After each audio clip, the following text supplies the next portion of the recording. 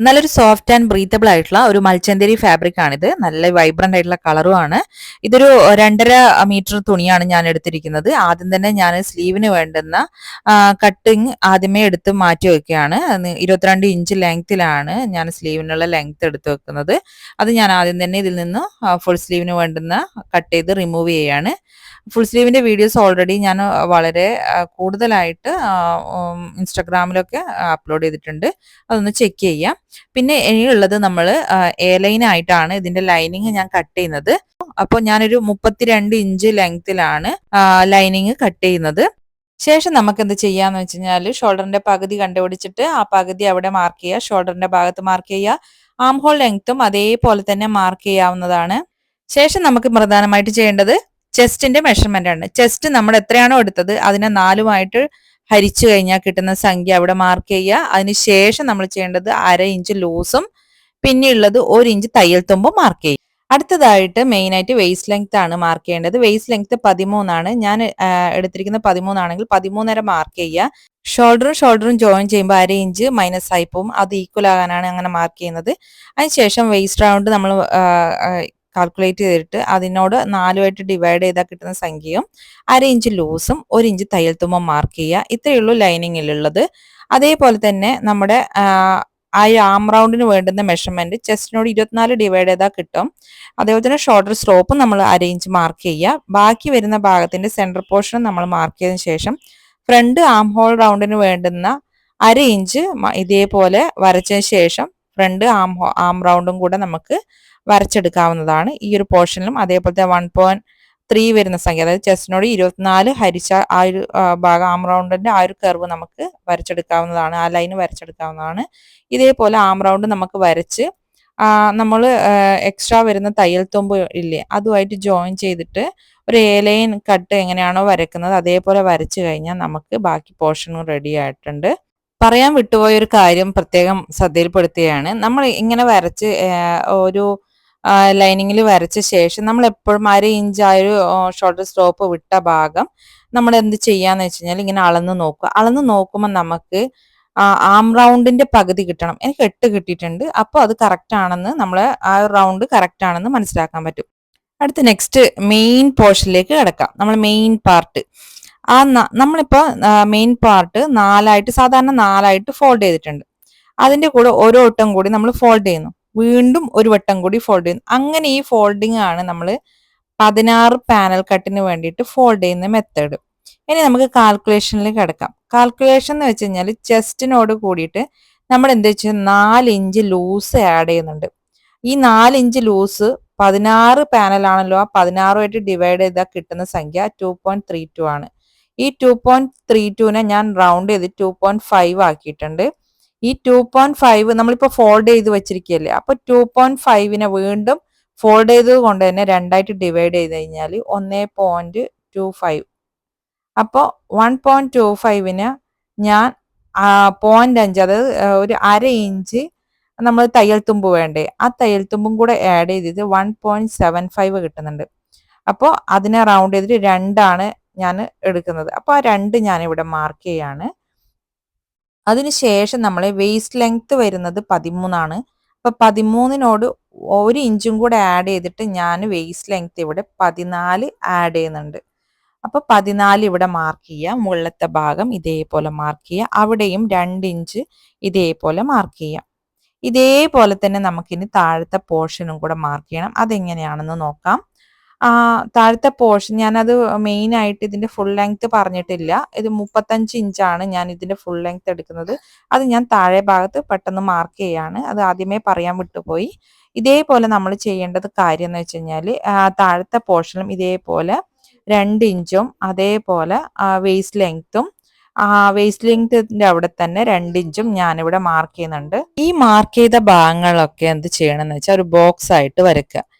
എങ്ങനെയെന്ന് കാണിച്ചു തന്നു കഴിഞ്ഞാൽ ഈ മേലത്തെ ഞാൻ മാർക്ക് ചെയ്തതും ഇതേപോലെ മാർക്ക് ചെയ്തതും ബോക്സ് ആയിട്ട് വരയ്ക്കുക. അതേപോലെ താഴെ ഓപ്പോസിറ്റ് സൈഡാണ് ആ താഴത്തെ ചെയ്യേണ്ടത്, അത് മനസ്സിലാക്കി വെക്കണം. ഓപ്പോസിറ്റ് സൈഡാണ്. അപ്പൊ അതും കൂടെ അതേപോലെ മാർക്ക് ചെയ്ത് ബോക്സ് ആക്കി വരച്ചു.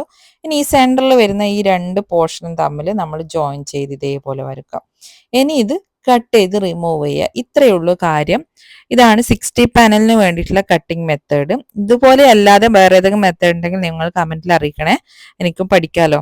അപ്പൊ ജസ്റ്റ് ഇനി ഇതിന് ഓപ്പൺ ചെയ്യുക. ഫസ്റ്റ് പാർട്ടിൽ നമുക്ക് കിട്ടുന്നത് 8 പോർഷൻ കിട്ടും. സെക്കൻഡ് പാർട്ടിൽ നമുക്ക് 6 പാനൽ നോർമലി കിട്ടും. അതുകൂടാതെ കട്ടിംഗ് പീസായിട്ട് ഇതേപോലത്തെ 4 പീസും കിട്ടും. അങ്ങനെ ടോട്ടലി 14 പീസും 2 ഇതേപോലെ എക്സ്ട്രാ കട്ടിംഗ് പീസായിട്ട് കിട്ടുന്നത് കൊണ്ടാണ് 16 പീസായിട്ട് അത് വരുന്നത്. അപ്പൊ ഇതെങ്ങനെയാണ് കറക്റ്റ് നമ്മൾ ജോയിൻ ചെയ്യാന്നുള്ളതും കാണിച്ചു തരാം. ഇതേപോലെയുള്ള ഫുള്ളി പാനൽഡ് ആയിട്ടുള്ള ഈ ഒരു കട്ടിങ്സ് 7 എണ്ണം ഉണ്ടാവും. അപ്പൊ 7 എണ്ണം ഫ്രണ്ട് ഭാഗത്തും 7 എണ്ണം ബാക്ക് പോർഷനിലും നമുക്ക് ഇതേപോലെ ഉണ്ടാവും. ഇതിന്റെ ഈ ഒരു ഭാഗങ്ങളെല്ലാം നമുക്ക് എന്താ കൂട്ടി യോജിപ്പിച്ച് ഇതുപോലെ യോജിപ്പിച്ചെടുക്കുക. ഈ യോജിപ്പിച്ച ശേഷം നമ്മൾ എന്താ ചെയ്യേണ്ടതെന്ന് വെച്ചാൽ, നമുക്ക് കട്ടിംഗ് പീസായിട്ട് ഒരു 4 പീസ് കിട്ടിയില്ലേ, ആ 4 പീസിൽ 2 പീസ് ഒരു വശത്തും ഇതേപോലെ ഒരു വശത്തും അതേപോലെ തന്നെ മറ്റേ വശത്തും കൂടെ ജോയിൻ ചെയ്യാം. അപ്പോൾ ഇതാണ് ശരിക്കും പറഞ്ഞാൽ 8 പീസായിട്ട് പാനൽ കട്ടായിട്ട് കിട്ടുക. അപ്പോൾ 8 8 16 പീസായിട്ട് വരിക. പിന്നെയുള്ളത് നമ്മൾ ലൈനിങ് അറ്റാച്ച് ചെയ്യുക എന്നുള്ളതാണ് അടുത്ത് ശ്രദ്ധിക്കേണ്ടത്. ഫ്രണ്ട് പോർഷനിലും ബാക്ക് പോർഷനിലും നമുക്ക് സെൻട്രൽ നോച്ചിട്ട് കൊടുത്തിട്ട് നമുക്ക് ഈ ഒരു ലൈനിങ് ഇതുമായിട്ട് അറ്റാച്ച് ചെയ്ത് കൊടുക്കാം. ഞാൻ അറ്റാച്ച് ചെയ്യുന്നത് ഒരു 10 ഇഞ്ച് ലെങ്ത്തിൽ മാത്രം, അതായത് രണ്ടും ജോയിൻ ചെയ്യുന്നത് 10 ഇഞ്ച് എന്ന് വെച്ചാൽ നമ്മൾ ചെസ്റ്റിന്റെ പോർഷൻ വരെ അറ്റാച്ച് ചെയ്തിട്ട് ബാക്കി ഭാഗം ഒരു നല്ല ഫ്ലോയി ആയിട്ട് നിൽക്കുന്ന രീതിയിലേക്ക് മാറ്റുകയാണ്. നമുക്ക് നിങ്ങൾക്ക് വേണമെങ്കിൽ വേസ്റ്റിന്റെ ലെങ്ത്തിനനുസരിച്ച് ആ ലെങ്ത് അനുസരിച്ച് ഷേപ്പിനനുസരിച്ച് നിങ്ങൾക്ക് ജോയിൻ ചെയ്യാം. ലൈനിങ് അറ്റാച്ച് ചെയ്തിട്ട് ശേഷം നമ്മൾ എന്ത് ചെയ്യുക വെച്ചാൽ, എക്സ്റ്റെൻഡ് ആയിട്ട് വരുന്ന ഈ ഒരു ഭാഗം ഉണ്ടല്ലോ, ഒരു 10 ഇഞ്ച് ലെങ്ത്തിൽ നമ്മൾ മുകളിൽ നിന്ന് ഒരു 10 ഇഞ്ച് ലെങ്ത്തിൽ നമ്മൾ മാർക്ക് ചെയ്തിട്ടല്ലേ അവിടെ വരെയാണ് ജോയിൻ ചെയ്തത്, ലൈനിങ്ങും മെയിൻ പാർട്ടും ജോയിൻ ചെയ്തിട്ടുള്ളത്. ആ ഒരു ഭാഗത്തു നിന്നുള്ള ആ ഒരു 10 ഇഞ്ച് ലെങ്ത്തിൽ നമുക്ക് വരുന്ന എക്സ്റ്റെൻഡ് ആയിട്ട് വരുന്ന ഈ ഒരു കട്ടിങ്സ് ഭാഗമൊക്കെ കട്ട് ചെയ്ത് റിമൂവ് ചെയ്യുക. അപ്പം നമുക്ക് ഇതേപോലെ നമുക്ക് ലഭിക്കുന്നതായിരിക്കും. താഴെയോളം നമ്മൾ വേണ്ട ലൈനിങ് അറ്റാച്ച് ചെയ്യേണ്ട, മുകൾ ഭാഗം മുതൽ 10 ഇഞ്ച് ലെങ്ത് മാത്രമായിട്ട് ലൈനിങ് അറ്റാച്ച് ചെയ്യുക. താഴെ ഭാഗം മടക്കി തയ്ക്കുക. ലൈനിങ്ങിൻ്റെയും അതേപോലെ മെയിൻ പാർട്ടും ലൈനിങ്ങും മടക്കി തയ്ച്ച ശേഷം ഇതേപോലെ ലേസും അറ്റാച്ച് ചെയ്ത് കൊടുക്കുക. അപ്പോൾ അത് ഫിനിഷായി.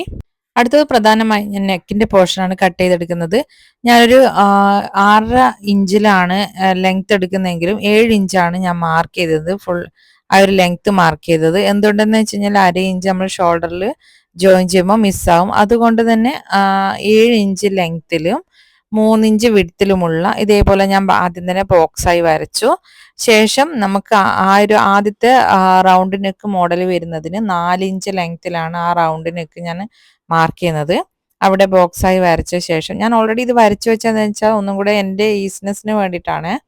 അപ്പോൾ ഈ ഒരു റൗണ്ട് നമ്മൾ ആദ്യം തന്നെ മാർക്ക് ചെയ്യുക. മാർക്ക് ചെയ്ത ശേഷം നമ്മൾ പിന്നെ ഒരു വി പോലെ വരുന്നതില്ലേ, അതിന് വേണ്ടിയിട്ട് ഒരു അര ഇഞ്ച് ആ ഒരു ഭാഗത്ത് നിന്ന് 1/2 ഇഞ്ച് എടുത്ത ശേഷം താഴെ ഭാഗത്തേക്ക് നമ്മൾ 7 ഇഞ്ച് ലെങ്ത് മാർക്ക് ചെയ്ത ആ ഒരു ഭാഗത്തേക്ക് ഇതേപോലെ വി ഷേപ്പിൽ വരച്ചെടുക്കാം.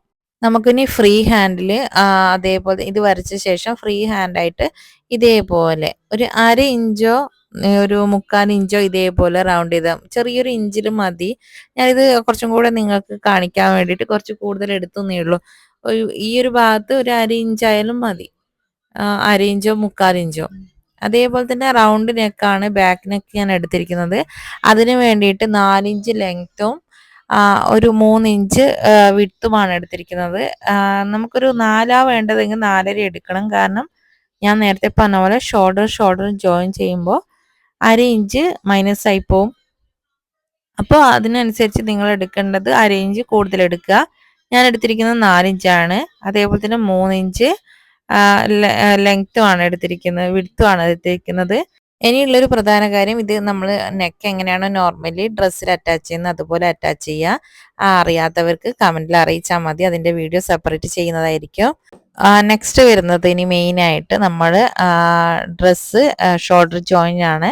ഇതേപോലെ ക്യാൻവാസ് തമ്മിൽ യോജിപ്പിച്ചിട്ട് നമ്മൾ എതിർവശത്തേക്ക് ഇതേപോലെ മടക്കി വെച്ചിട്ട് 1/2 ഇഞ്ച് സ്റ്റിച്ച് ചെയ്ത് കഴിഞ്ഞാൽ നമുക്ക് കറക്റ്റായിട്ട് ഷോൾഡറിൻ്റെ ജോയിൻ കിട്ടും. വളരെ ഫിനിഷ് ആയിരിക്കും. ഷോൾഡർ ഇങ്ങനെ ഈ രീതിയിൽ ചെയ്യുമ്പോൾ കിട്ടുക.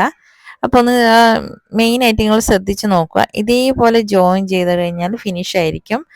ഇനിയുള്ള സാധാരണ ഈ ക്യാൻവാസ് ഇതേപോലെ കാണുമല്ലോ, നമുക്ക് പുറത്തോട്ട് കാണുമല്ലോ. അത് നമ്മൾ ഇനി ചെയ്യേണ്ടതെന്ന് വെച്ച് കഴിഞ്ഞാൽ ഡ്രസ്സ് ആയിട്ട് അറ്റാച്ച് ചെയ്ത് നിൽക്കുന്ന രീതിയിലേക്ക് ഹെം ചെയ്തിട്ട് നമ്മൾ അത് അറ്റാച്ച് ചെയ്യുക. ഇനി മെയിനായിട്ട് ശ്രദ്ധിക്കേണ്ട ഒരു കാര്യം എന്ന് വെച്ച് കഴിഞ്ഞാൽ നമ്മളെ മെയിൻ പാർട്ട് യോജിപ്പിക്കേണ്ട കാര്യമാണ് ഇനി മെയിനായിട്ട് ശ്രദ്ധിക്കാനുള്ളത്. നമ്മളെല്ലാം ബാക്കിയെല്ലാം ഫിനിഷായി. അതോടെ സ്ലീവ് ഫുൾ സ്ലീവാണ് വരുന്നത്. അത് നമ്മൾ നോർമലി സ്ലീവ് അറ്റാച്ച് ചെയ്യുക. ഇനി സ്ലീവിൻ്റെ ഈ എൻഡിങ് മുതൽ നമ്മൾ ആ 10 ഇഞ്ച് ലെങ്ത്തിൽ മെയിൻ പാർട്ടും അതേ ലൈനിങ്ങും തമ്മിൽ ജോയിൻ ചെയ്ത ആ പോർഷനിലേക്ക് സ്റ്റിച്ച് ചെയ്ത് വന്നതിന് ശേഷം ഇനി ശ്രദ്ധിക്കാനുള്ള കാര്യം, ഇനി മെയിനായിട്ട് നമ്മൾ മെയിൻ പാർട്ട് മാത്രമായിട്ട് സ്റ്റിച്ച് ചെയ്ത് താഴോളം സ്റ്റിച്ച് ചെയ്തെടുക്കുക. ശേഷം മാത്രമേ ലൈനിങ് അറ്റാച്ച് ചെയ്യാൻ പാടുള്ളൂ. ഈ താഴെ വരെ നമ്മൾ സ്റ്റിച്ച് ചെയ്തതിന് ശേഷം ഈ മെയിൻ പോർഷൻ നമ്മൾ ഉള്ളിലോട്ടാക്കിയിട്ട് ലൈനിങ് മാത്രം സെപ്പറേറ്റ് എടുത്ത് ആ ലൈനിങ് അറ്റാച്ച് ചെയ്ത് കൊണ്ടുവരിക. നമ്മൾ മെയിൻ പോർഷനിലേക്ക് ഇത് സ്റ്റിച്ച് ചെയ്ത് പോവാത്ത രീതിയിൽ അറ്റാച്ച് ചെയ്തെടുക്കണം. അങ്ങനെയാണ് ഇത് കംപ്ലീറ്റ് ചെയ്യേണ്ടത്. ഇതിൽ എന്തെങ്കിലും സംശയമോ കാര്യങ്ങളോ ഉണ്ടെങ്കിൽ നിങ്ങൾ കമൻ്റായിട്ട് യൂട്യൂബിൻ്റെ വീഡിയോയുടെ താഴെ തന്നെ കമൻറ്റിൽ അറിയിക്കുക. ഇനിയുള്ള വീഡിയോസ് അതിനനുസരിച്ച് ക്ലിയർ ആക്കി കൊണ്ടുവരാം കേട്ടോ.